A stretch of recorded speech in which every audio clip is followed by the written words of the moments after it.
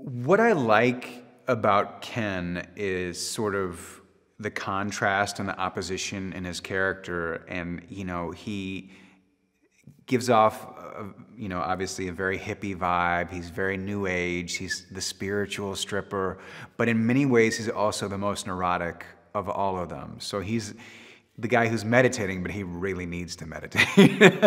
And I think stripping for him has always been a means of just like having this communal experience, but it's grown stale for him, and he doesn't really know what he's going to do after this convention that they're all going to, because he's kind of the only other source of income he has are these residual checks from regional commercials he did for like Tide. So he's in trouble. He's divorced. He's really looking for some new direction. I did sing on Glee a few years ago. I sang a couple duets with Darren Criss. This is the first time, really, though, that it's me center stage with a spotlight on me doing an interpretation of a song that I tried to put out there. And, it really all goes back to Channing. He wanted everyone to have a moment to really get to shine in this film, and somehow he'd heard or he knew I could sing or something, I don't know how, and he was like, you gotta do this. And I was like, well, let's aim really, really high, because then at least if we fall, we'll still be somewhere above ground level.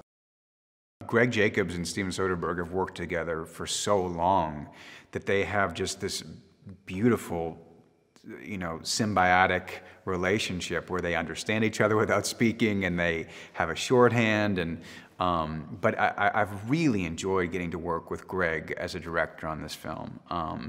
With Steven as the DP, there are going to be interesting angles and really unique coverage and scenes and things like that. But Greg is just such a loving, kind, positive energy. I mean, he's like the cast dad. He really does support everyone. I mean, he was in tears at the end of some of our numbers because he was just so proud that we'd gotten out there and done it. He's like a baseball dad, but he has such great insight into each and every one of the characters, and really wants everyone to have their moment to shine as well. I'm a huge fan of Channing, but I have to say I was equally blown away by him as a producer on this film.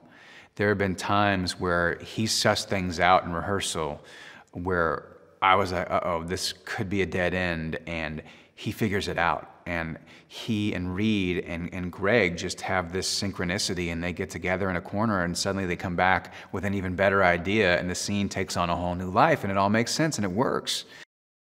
But all I know is that we've had a blast making this film, and there's been so many experiences and scenes that I know are unlike anything else you're gonna see in a studio movie next year, and they're completely unique to this world and this story, and I'm just so proud to be a part of it with these guys, and so thankful that I get to be a part of it. And from whatever happens, man.